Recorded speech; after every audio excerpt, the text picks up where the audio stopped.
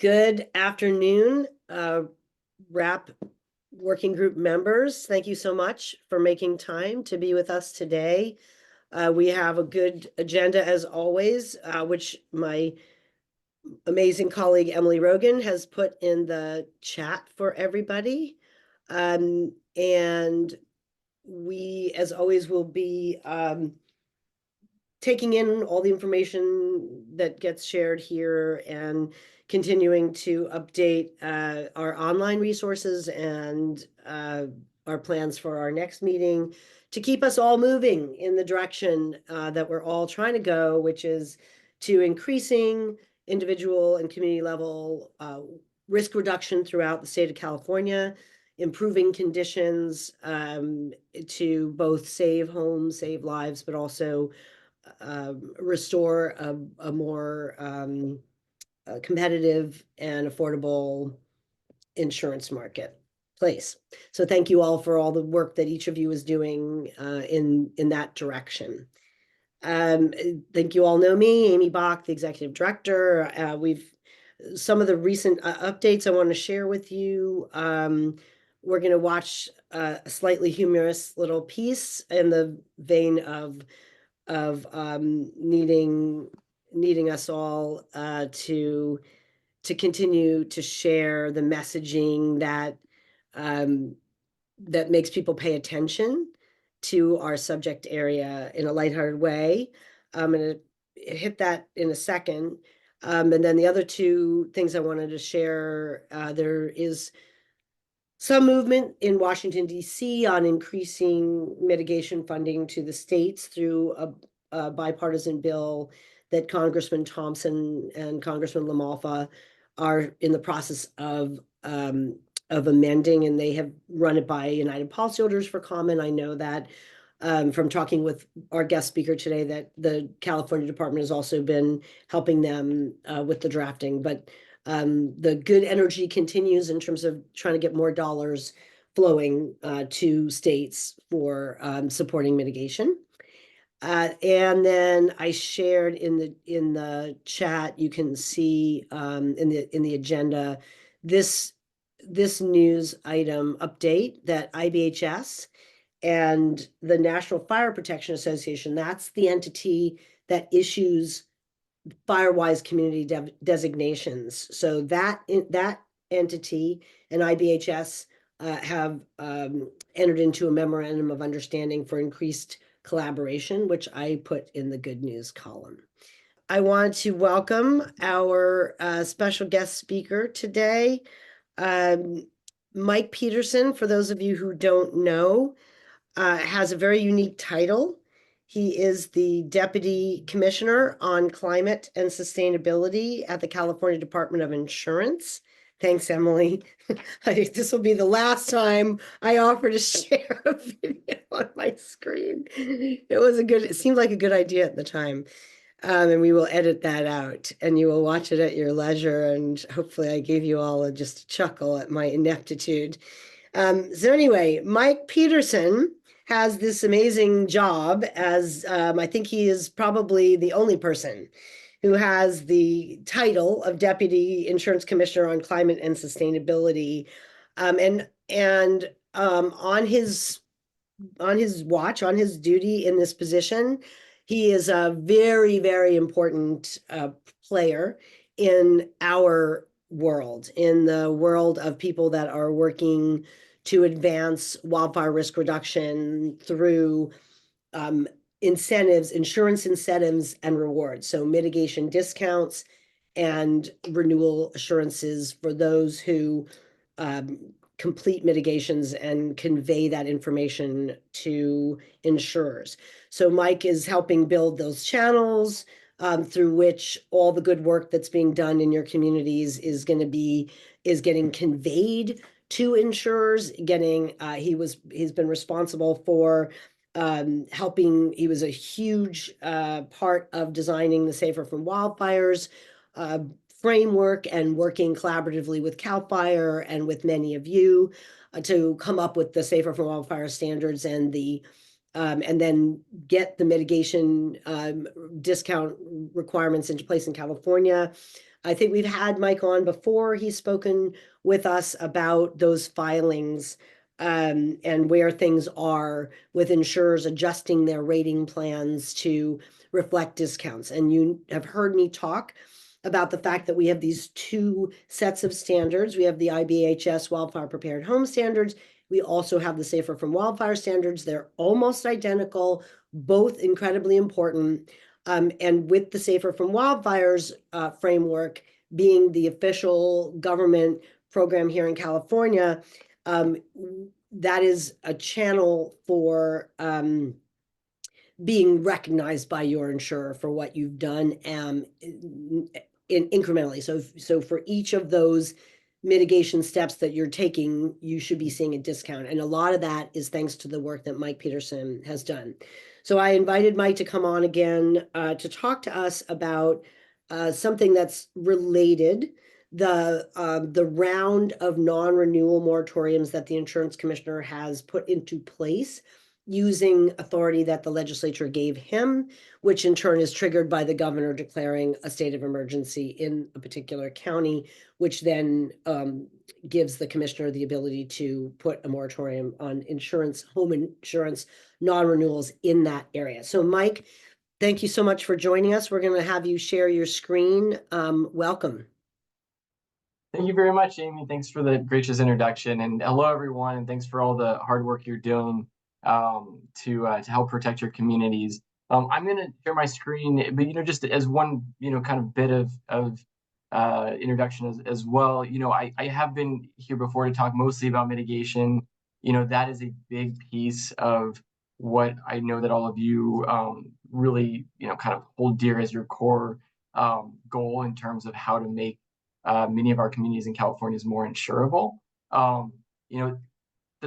My department has put in a lot of effort over the last few years to try to align insurance incentives with local, state, federal programs and rules, and so that you get everybody running in the same direction. And that's really important.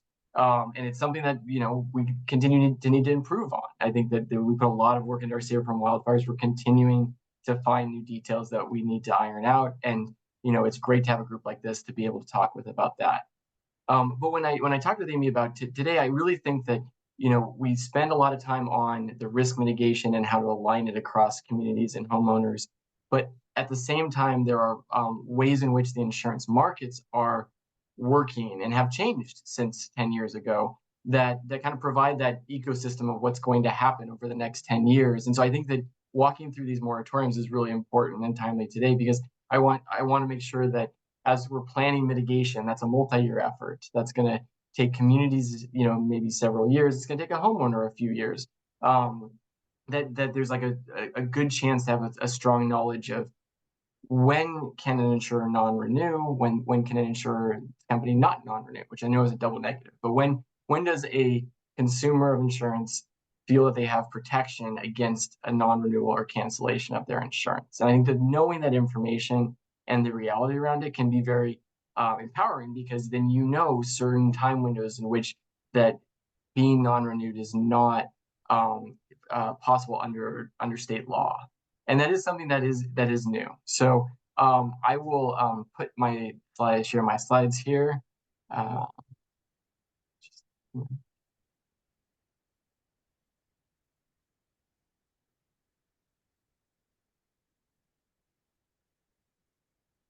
There we go.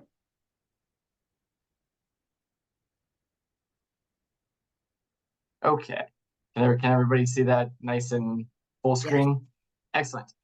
No, mascots here. I know it is football season, so that was very appropriate to have a raccoon, just as it would be. You can tease me about that forever. I'm sure my no, it's okay. So I've only got 6 slides, but I'm going to walk through them methodically and pretty slowly. So hopefully that gives a chance for everyone to see what's going on. So here are the 3 points I really want you to leave with, and I'm going to start with them. I'm going to end with them, because I think that's kind of encapsulates this policy that can be sort of confusing, because it happens when there's a state of emergency. So there's already a level of immediate concern, potentially tragic, very likely loss of buildings. And so the state law in California has a provision in it that when there's a governor's declaration of emergency, CAL FIRE is able to set up what is the perimeter of a fire. Cal OES is the caretaker of governor's declarations of emergencies. And then the insurance commissioner has authority to issue a bulletin that puts a moratorium on insurance non-renewals in a specific area. And I'm going to pause on each bullet point here and just kind of like walk you through it. This hasn't been the case for much of our history. California's had wildfires for thousands of years. We've had a Department of Insurance for over 100 years. This law went into effect in January of 2019. So it's only from 2019 until today that this law has been in effect. And what that means is prior to that, after a fire, if your home was burned, there are other laws that say that you can't be non-renewed.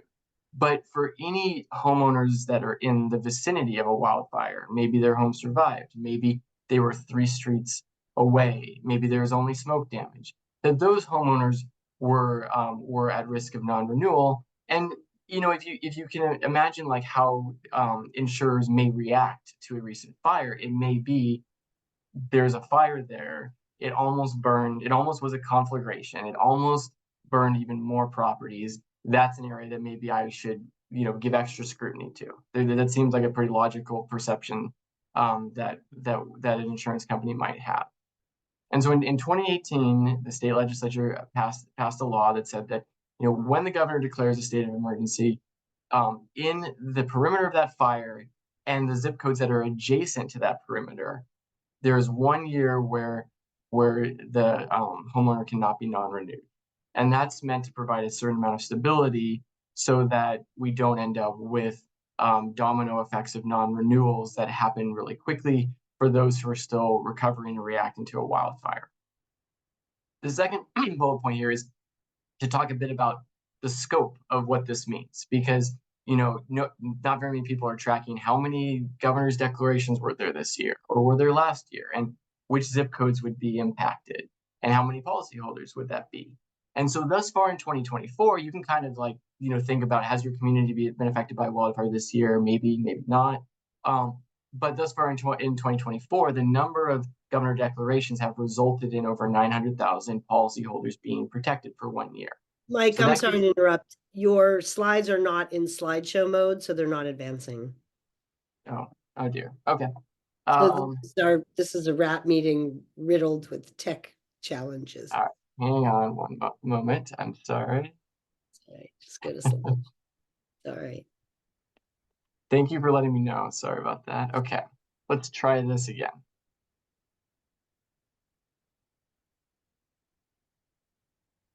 Okay, so that's the first slide. Can everyone see the second slide? Yep.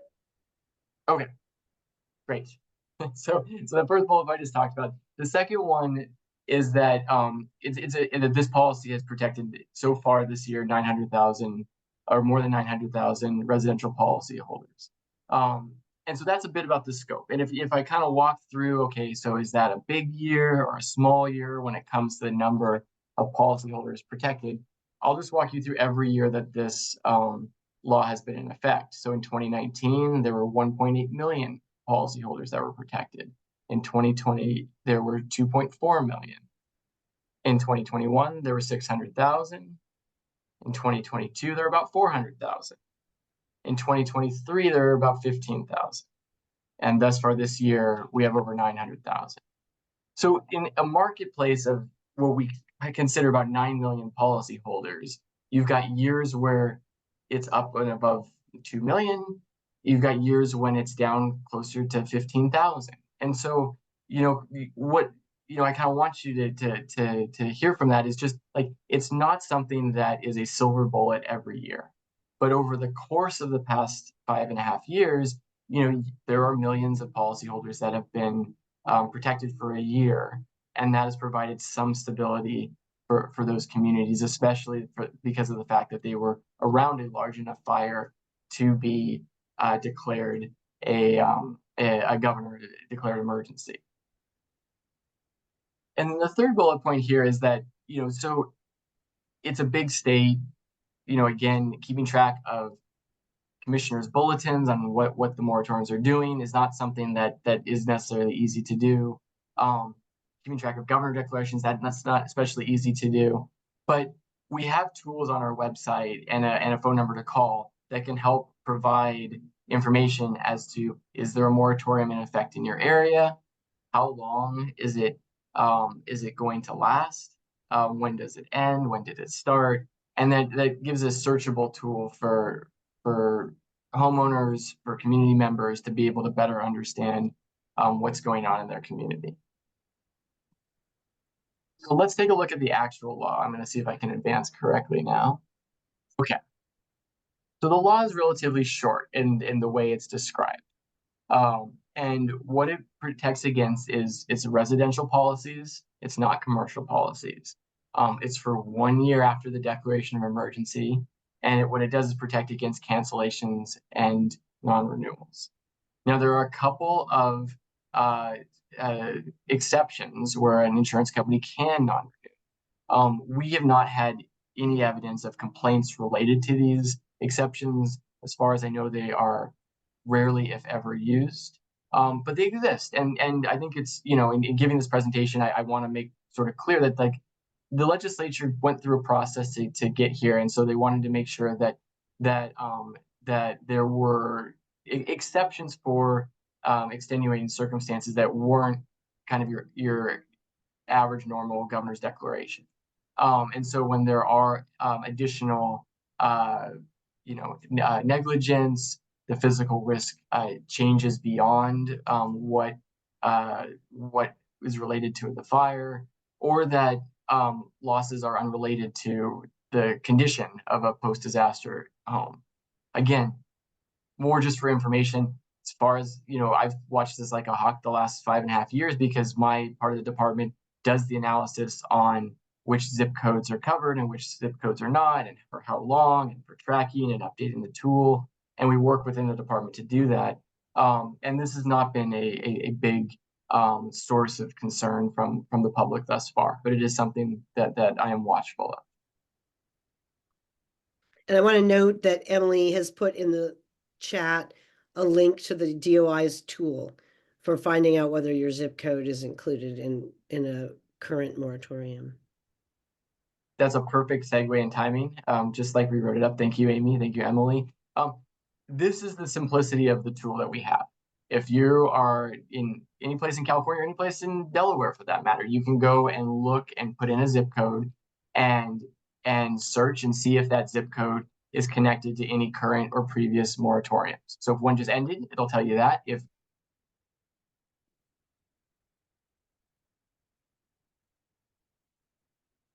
row. It's not Halloween. Why are we having all these spooky things? Mike, you're frozen. Uh-oh. Okay. Looks like we lost Mike for a minute. And while we're waiting for him to rejoin, I would ask if you have a question about the non-renewal moratoriums, you can put those in the chat. I know we have some. Here we go. He's back. Mike, you're with us? No, no problem. So anyway, I'll just continue. I think I just lost you for a half second. But so if you know your zip code, you can put that in. You can see if there is a moratorium, if one has just ended. If you just wanted, if your zip code's not in a moratorium, but you know that there was a fire with a certain name, you can put in the name of the fire. Do be careful, because fire names are sometimes used multiple times over years. But we do track all of those, so you'll get all of those. And so this is a really good tool. And then if you have more questions related to what's going on in your area, let's say you've gotten a non-renewal, but you are in a moratorium area. That seems like that's something that you want to get resolved. Our number is well known. It's on your screen here. You can easily find it on the department. Please do call, because our consumer services team really take this moratorium issue seriously. They help run the tool itself, and they're very happy to try to answer consumer questions about that. Great. Okay, so what does this more 1 year moratorium, kind of allow other than 1 year of protection? And I think that was the intent, was that there'd be a year where if you were recovering from a wildfire in your area, that you'd be able to not have the additional stress of losing your insurance. That was the goal of the law. But as we kind of build that into the other things that you all are working on at a community level or at a home level, or the departments in trying to encourage through insurance discounts, um, knowing this is powerful, because you can plan out that, okay, I'm protected for at least a year, that I will have my insurance coverage, so therefore I can spend that time trying to check off some of the home hardening issues, or working with your community on some of the community mitigation issues, clearing vegetation, but basically making your home more insurable, so that at the end of that year, the insurance company will see that you're in an improved position. Hopefully, you're able to achieve some discounts. Um, and I think that has in part worked, because we have not seen massive non-renewals at the end of moratoriums. We've seen lots of non-renewals across the state. It's a serious issue, and I'm not trying to minimize it, but I think that it's disconnected from the actual end of a moratorium. And so this is an opportunity to use the tools that you have, or the tools that your neighbors have, to take these actions and sort of bring down your risk. It's also an opportunity, and this is another area where the department has, top 10 tips for finding insurance. It's an opportunity to also assess your other options. Are there other companies in your area that you might, want to call if you do get a non-renewal at the end of your year?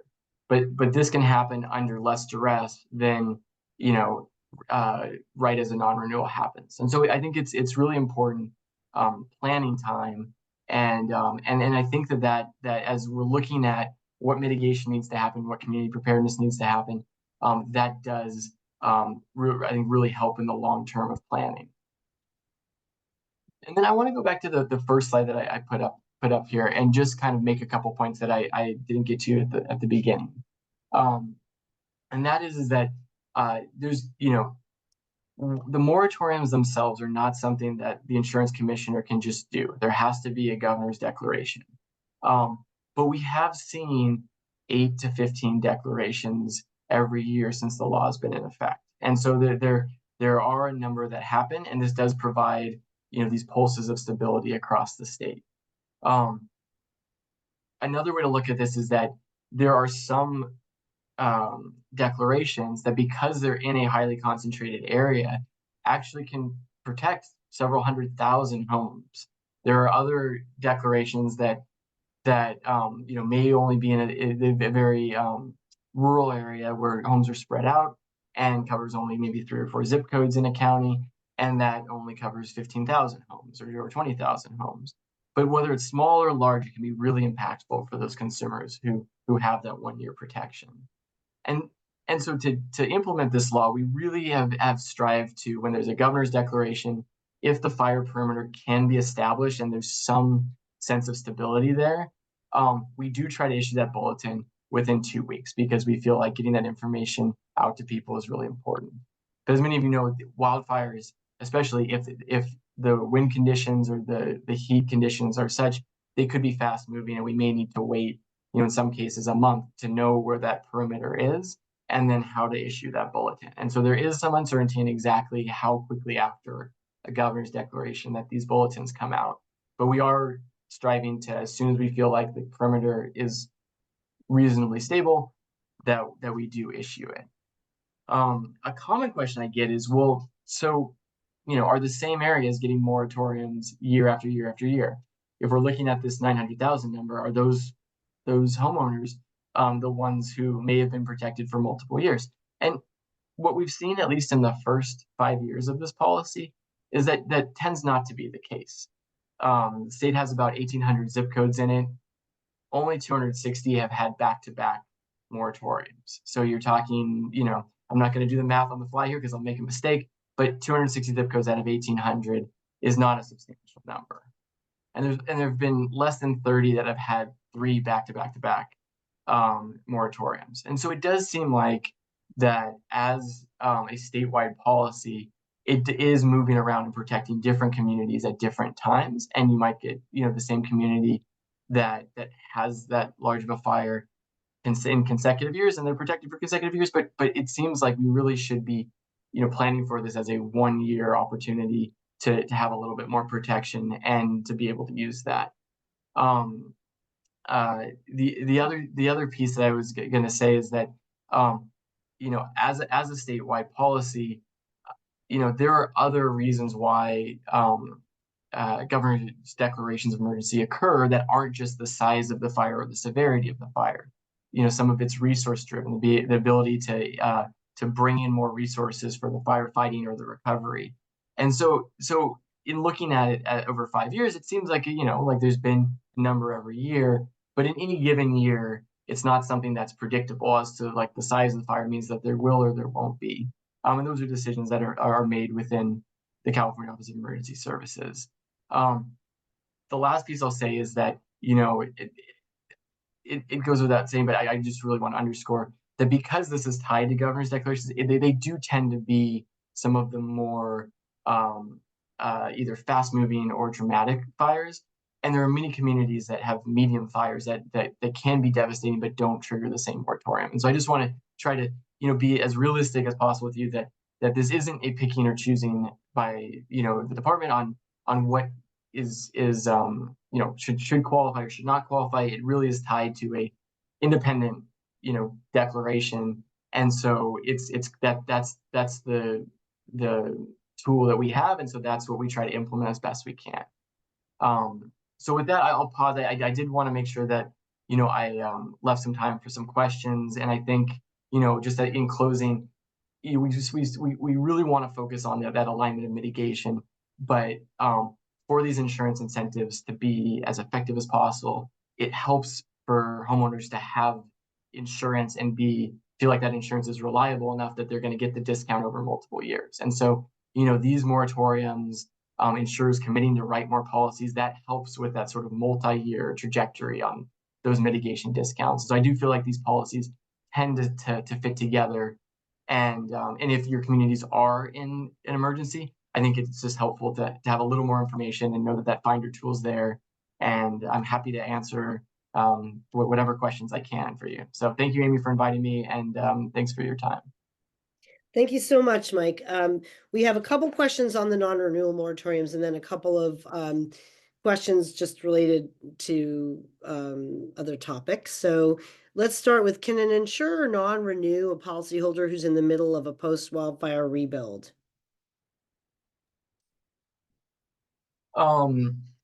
If so, my understanding, so there's two different laws that I understand would apply here. There could be more. I'm not an attorney, but I will tell you what I know about the policy. If your home has burned down and tragically it has been lost and you're in the middle of rebuilding, there are state laws that I believe are a 2-year window in which you cannot be non-renewed. I don't know the starting point of that 2-year window. So just to be clear, if, for instance, a homeowner maybe didn't renew their insurance when they were planning their rebuild, but then got a new policy when they did start rebuilding, I don't know the starting point of that, but there is a protection in state law built in there. And that is a good, a question that our staff could provide more clarity on if you're having like a problem with an individual insurer.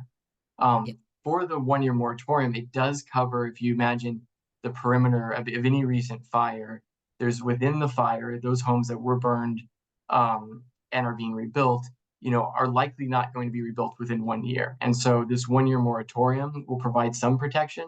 But if your question is, you get 3/4 of the way and then you get non-renewed, that part, this 1-year moratorium is probably only going to be protection for the beginning of that and not necessarily for the end of that.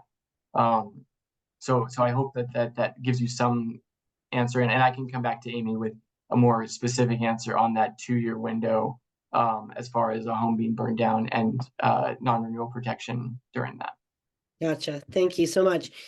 So Matt Sampson asks a question that's kind of goes to the heart of, I think, what's everybody's trying to figure out is, who we know IBHS has got some people out in the field certifying, and Ivan O'Neill with Madronas has deal with them. I know somebody from IBHS is on, Ivan is on today. And that would be, that's IBHS is certifying, right? Safer from Wildfires doesn't have a corollary business model to certify, right? We've got the Firewise community certification. The question Matt's asking is there a chance that the insurance commissioner supports local jurisdictions certifying their properties as meeting the safer from wildfires requirement? Yeah, no, thanks for the question. I think that for, like the rules that we have for safe from wildfires are rules for insurers that they have to reflect certain discounts in their pricing. How they are able to verify that is left up to the insurers as to how to do that. But we do approve and review and approve their rate filings where they have to have some information on that. And we do conduct market conduct exams to promote, just fairness within the marketplace. And so I think that if there are, what I would say like publicly uh, established options for verification, for certification, those seem like that they're standardized enough that if an insurance company doesn't acknowledge those, that would be an issue. Would be very interested in trying to figure out why not. And I think that part of this is the before there were specific rules on the discounts, it was hard to know which certifications existed. And if there was a local ordinance that maybe certified, part like maybe just vents on a house, there's local ordinance in some place, that says that you have to have fire resistant vents on your house, and we're going to certify that. We as a department wouldn't know that until we start seeing these rate filings and insurance companies implementing their pricing, and then Right. we find it out. And so I think that looking forward, I'm not going to speak for the commissioner as to like exactly what he would support, at this moment, but I would say that this is a really productive, like this is I think a really good opportunity because part of the rationale for why Firewise communities and fire risk reduction communities are part of the Safer from Wildfires framework is that they were established, entrenched designation systems. And so you say, okay, like that's out there, it's happening, it's reliable. That's something that we can point to. That's something that we can talk to insurers about utilizing. And so if there is an ordinance, part of maybe what my colleagues and I can do is to try to find out what ordinances or what local certifications may be getting built up or maybe already established that we just don't know about,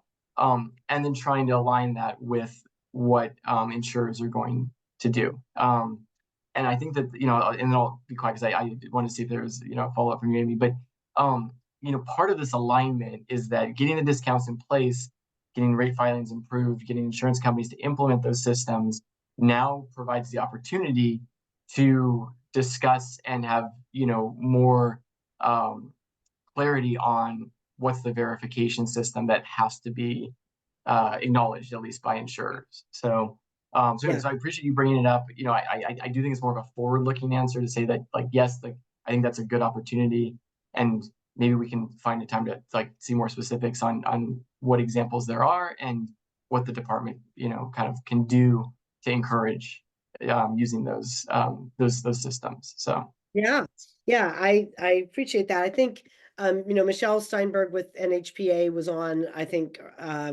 maybe early in this year, I'm not sure when, and was a presenter, and then recently we had some communication about so I asked her when she was on, like, do you have a backlog, waiting list? I think that, Firewise designation carrying weight with a number of insurers already on the natural before we even started all this work.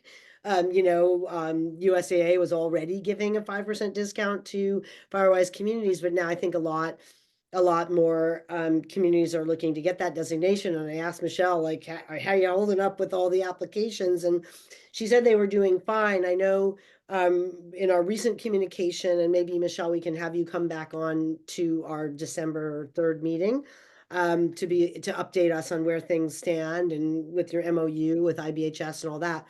But also, I understand that NHPA is looking to, I think they to shorten the distance between the times that they gather data from communities to determine where they are. They had been doing it, I think, was it twice a year maybe, or something like that, and they're looking at being able to beef up their ability to do it a little more often to reflect things in more real time.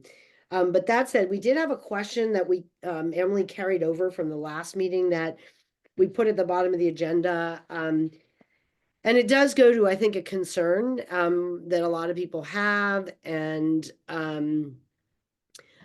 with being what's the value of a community being firewise. And I think it's a no-brainer that like it's not that expensive to get, and it's not like applying for the community rating system for flood, which is a 146-page application that takes years and years to do. It's much more straightforward, and given that it's already recognized, it does seem like the thing to do, right? But we have this question that got carried over. We're investing a lot of effort to getting new communities to become Firewise certified, in part under the banner that it is the one known way to get some insurance credit for taking community action. But when the new community assessments that were discussed at our last meeting are rolled out, that was when we had the IBHS folks talking about how they're developing the wildfire prepared neighborhood standard, the second standard. The questioner is concerned, is the expectation that the state, FAIR Plan and Safer from Wildfires, and the IBHS programs will use that as the only path to a community discount, or will it be something that works in conjunction with or in addition to Firewise? So I think he's asking, like, is the IBHS wildfire prepared neighborhood designation going to knock out Firewise? And if so, if the value of Firewise certification plunges in favor of standards that provide people very little room for being agents of positive action, that there's going to be a lot of annoyed people. So if you don't mind taking a whack at that question, I appreciate it. Yeah, no, absolutely. And again, I appreciate it. I think it is sort of, trying to figure out like what, like where do you put all your effort, right? Like that's what I think the core of what many people want to know. From our vantage point, I worked uh significantly on the Safe from Wildfires regulations, and the fire risk reduction communities, which the California Board of Forestry is the one who puts out the list on that, and the firewise communities were the two community designations that were in use, and so those are in our state regulations, state law at this point. So I think that those will continue to play a really important role for two reasons. One is that they have a long history of doing good work, and that good work is going to have value for fire risk moving forward. But it's also a way to organize communities to do certain things that may also meet other standards or assessments. And so I don't see you picked one system and then I'll use your term, Amy, plunged, or not your term, but the term of the question, plunged in value. The value is, how much do these community actions reduce the risk of future loss? And so I think that the Firewise communities as a system are going to grow with science and experience. And the real key here is that by having those designations as part of how we look at insurance pricing, it means that more companies will track those over time and we'll see those benefits play out. And so, there will be more of an understanding of how valuable those different designations may be and the components within them. Because I think that both fire risk reduction and Firewise, they could change their own internal criteria over time as well, right? So I would say that as we stand today looking forward, both of those designations are important to use now, and I think they're going to maintain their importance in the future. And if they start to shift, like more important, lesser important, we'll see that in the data. And the biggest thing that I take away from some of the presentations I've seen is that the home hardening actions you take are very important, but there are like substantial benefits to that community level. And so I would just be very encouraging that Firewise is an important designation, and it will grow with the evidence and science that maybe get worked on in the future. I agree. Thank you. A quick question from Scott Garda. I know the department had a tab on the landing page for consumers where there was your shopping tips and other things, and there was a tab for mitigation discounts, and I think it got decommissioned to try to kind of bring it up to speed. Do you know off the top of your head what the status of that is? Whether a person can go to the insurance.ca.gov and find any list of discounts for mitigation? I think that I'll check and see where it is. I believe that on the website, yes, it might take you 2 clicks. Like you might have to go to, being wildfire prepared, and then go to the Save from Wildfires discounts. But I can. That's something that I definitely can double check and send you a link, Amy, and if you want to distribute that, it's fine. Because I think it's like any landing page. I think the department's always trying to manage like what's on the homepage and what is like one level beyond that. So, Well, plus I think things are shifting, right? Some insurers have gone from requiring, wildfire prepared home plus oh for right, people. Now now they've gone to base, which is great. We love that. But again, I think, yeah, things are moving, very dynamic. So I could see why, your website you might be nervous about having it, be that granular. So uh one more question, and then we'll get to the next part of the program. And then if you don't mind sticking around, there's probably going to be questions after the next presentation. If you don't mind, it's up to you. So our friend, your former colleague, now my team member Joel Loucher, from the time that you unrolled Safer from Wildfires, has raised a concern about the fact that enclosing eaves has been on that list.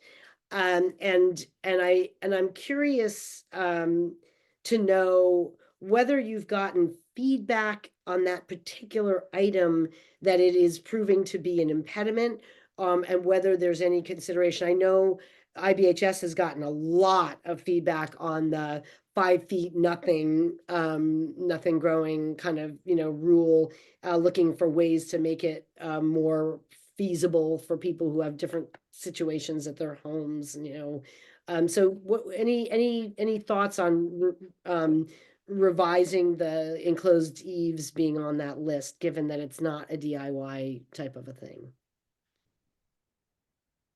I think at this point, and we're looking at how these programs are being implemented by insurers, and then we're likely to get more information about what's easier or harder through how well these programs are implemented. I think that if after a certain amount of time, and I'll say that we've sort of prepared for this in terms of a data collection, and I know that that's a very nerdy thing to say when we really want the discount today, but over the next couple of years, there are going to be some actions that are turn out to be easier for the whole population of consumers to achieve, and other actions that are not. And we're going to be able to see a bit more about, does anybody qualify for the enclosed eaves? Does anybody qualify for fire-res communities? And say, oh, well, this seems to be the uptake here is much more than the uptake here.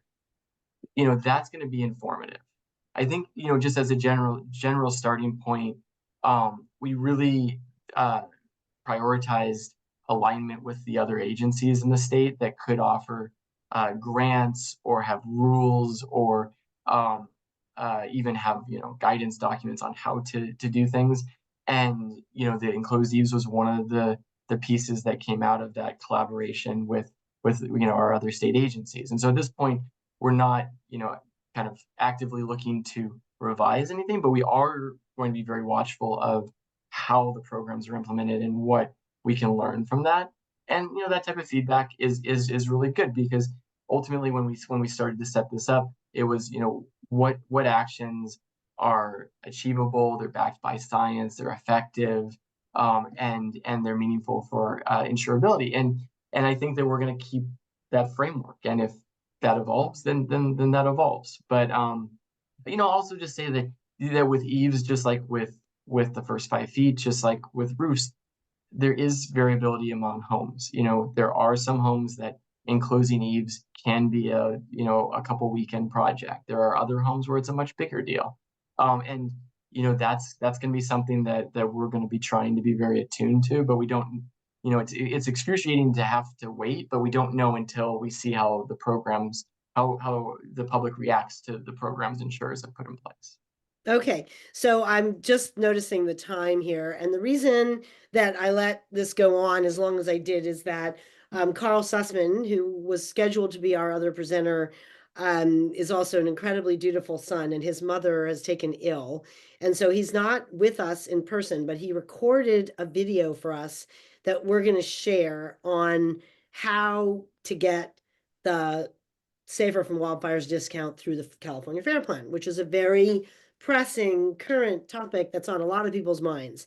So I would love to talk with you all day, Mike, because not only are you, you have a broad scope of expertise, but also a lot of the questions people were putting in the chat are within your area of expertise. And I want to, but we're gonna jump in a minute here to Carl's video, and then offer that if folks have questions after they watch Carl's video, put them in the chat. We will share we will hold on to them, and we will hopefully at the next meeting have him answer those questions. I also want to acknowledge there are two people from the Firewise entity from NHPA that are on today, Megan and Michelle. They've been answering some of the questions about Firewise in the chat. So if you haven't been looking at that, that's a good place to go.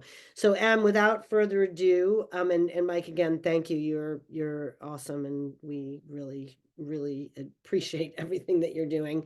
You want to roll the Carl Sussman video? All right, I'm coming. Here we go. Hello, everyone. I'm Carl Sussman. I am so sorry that I am not available to be there live right now. I've got a bit of a family emergency I'm dealing with, and I'm in between places, but I wanted to be sure that I got this information off because I know that United Policyholders is really on top of this stuff and wanted to be sure that I had the most up-to-date information for you, and I do. So again, I apologize for not being able to be there in person, but I have all of this information for you about the wildfire discounts that are available through the California Fair Plan. So let me go ahead and jump right in that right now for you. So a little bit of background on the wildfire hardening discounts for the California Fair Plan.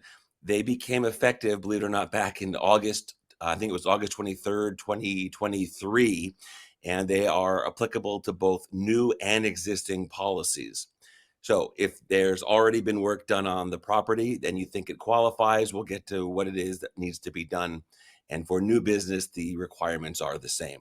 So there are two types of discounts that are available, each with their own sets of requirements. One you could look at as being sort of the protecting the structure discount, and the other being the protecting the immediate area or the immediate surroundings discount. Each discount has specific aspects of the property to reduce the risk of, you guessed it, wildfire. So the protecting the structure discount offers a 10% reduction on the wildfire portion of your premium, while the protecting the immediate structure surrounding discount provides a 5% reduction. Now do the math, 10%, 5%, you would assume that you get 15% for doing both, but no, you actually get 14.5%. Don't know why, that's just the way it is. So a little bit of crazy math, but that is a significant chunk, 14.5% off of the wildfire portion of the premium. So keep in mind that these are not small discounts we're looking at. These are fairly significant. I know there's been some talk from other insurance companies, consumer groups, things like that, that the discounts that are being approved for the home hardening are pretty small. And that may be the case with some carriers, but since we're talking about Fair Plan, 14.5 is pretty significant. So let's get into the requirements so you have an idea of what needs to be done to qualify for either the 10% or the 5%. It's an all or nothing, meaning you have to do everything to qualify for the 10% and you can get it, or everything for the 5% and get it, or both. You can't do a few of each and then get some type of a percentage of a discount. Other carriers do have discounts that have been approved to do that. It's not the way the FAIR plans works. So let's talk about the protecting the structure discount, right? This is what everyone has, in theory, 100% control over, regardless of where the house is. They have control over their house. So first, you need to have what's called a Class A rated fire roof. This is a highly fire resistant rating. Roofs that meet this criteria are made of specific material like comp shingle, stone, concrete, clay, tile, or metal. They are significantly more resistant to burning embers, which are, of course, one of the main causes of structure fires. And there's an entire list of that is provided by FAIR Plan. So if your roof is made of untreated wood shingles, of course, not going to qualify. The next thing for the structure discount is at least 6 inches of the exterior wall and at the bottom of your home must be constructed of non-combustible material. This could be masonry, stucco, or other materials that are not easily igniting. Non-combustible barriers at the base can also prevent fire from spreading to the sides of the house. So these are things that have been shown statistically to make a difference. The third factor for the structure discount is that the home's vents need to be ember and fire resistant. This can be done by installing vents with wire mesh covering the block, coverings that block where the embers might enter the building again. As you know, wildfires, lots of embers that are flying around, and so the less ability they have to get into parts of the house, the less likely the home is to burn. The fourth portion that needs to be completed for the wildfire structure discount is that all of the windows in the home must be multi-paned, having double or triple pane windows versus single pane. Now, this again is designed to keep fire and heat from cracking and entering the structure. Harder to get through 2 panes of glass than 1, much harder to get through 3 panes of glass than 1. Makes logical sense. This is a big one, and this is probably one that people will typically have more problems with. They understand changing out their roof. They understand closing off the vents and things like that. They're not 100% sure why they have to change their windows, or if their windows are actually single, double, or triple pane. We'll get into how they'll find out in a few minutes. And so I think there's one more. Right. The fifth one is the eaves under the roof must be enclosed. Okay, so again, open eaves, embers fly right under and catch it on fire, right? So in order to qualify for the 10% discount for the structure portion of the property, all 5 of these things must be done. Not 4 of them, not 3 of them, not almost 5, all 5. Now, it's important to also keep in mind that the California FAIR Plan does inspect 100% of properties that request this discount. So, yes, they're going to receive a form. You know what? Let me get into the process after I go through the second part. This is the 5% discount that people can get for doing things that are surrounding their property. I think it's interesting to be aware that the FAIR Plan is giving a larger discount for things that everyone has control over their property, and a smaller discount for things that are surrounding the property, because as you probably would guess, a lot of times people say, well, I can't do this, I can't do that, it's not my property line, or who knows what it might be. So these are the 4 things that need to be done to obtain the 5% discount for the surrounding area. The first is that any vegetation or debris or anything under the decks must be cleared.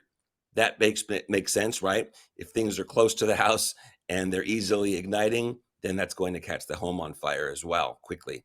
Second, there must be a 5-foot ember-resistant zone around the home, meaning the immediate perimeter should be free of any combustible material, like certain types of plants, actually wood chips.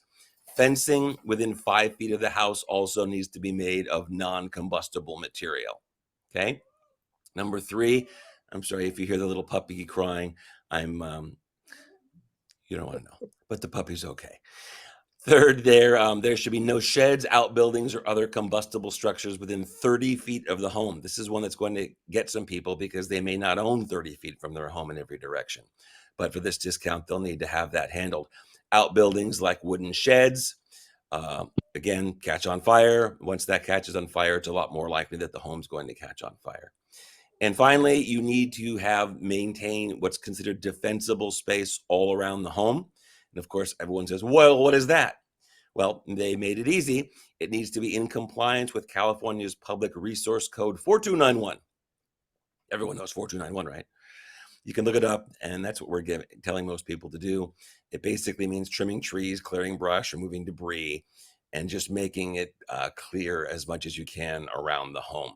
So here's the process. If someone has a California Fair Plan policy and they want to apply for one of these two discounts, then there's a form, and I've included the form along with this video. So Amy or Emily, whoever's on the meeting right now, can provide it to you. The form outlines these things, and the insured person has to sign that these things are done. Good news is that the Fair Plan, as soon as they have received that form, not the date it's signed, but when they receive the form, they will apply the discount immediately. The bad news is that if it takes them 6 months to get an inspector out to the property, and the inspector says, nope, these things aren't all done, they will retroactively remove the discount. And that will, of course, affect the balance of the premium. So there is the potential for, excuse me, there's the potential for a bit of a billing nightmare. People think if they sign the form, they get the discount. It shows up on their bill. Woo, all's done and all's great. But they need to be aware that there is going to be an inspection done.